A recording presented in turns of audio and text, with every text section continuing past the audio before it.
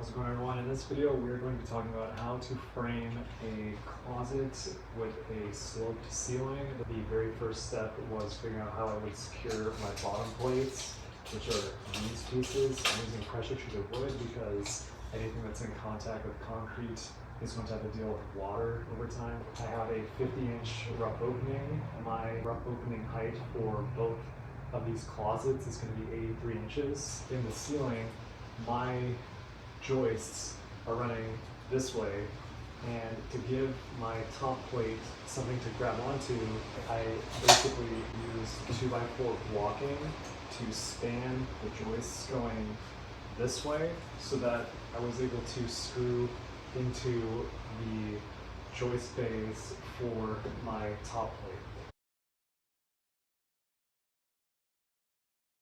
On either end, I have my king stud, and the king stud goes all the way from the bottom plate to the top plate, and then my jack stud goes up to that 83-inch mark so that I'm able to have a header. This is a non-load bearing structure, so I don't have to put in like a 4x6 or 4x8 on these walls.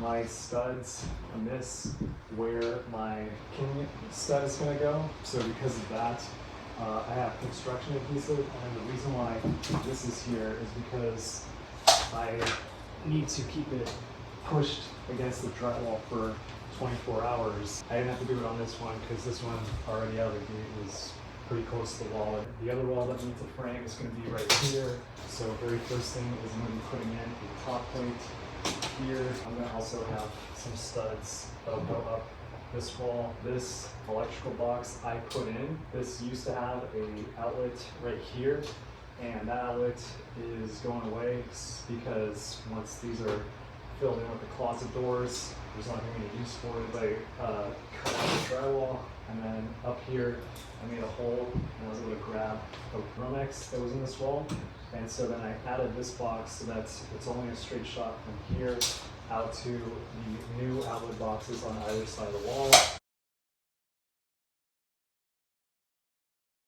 so that we'll have power still in our area. This is just going to have a blank plate put on top of it. Stay tuned.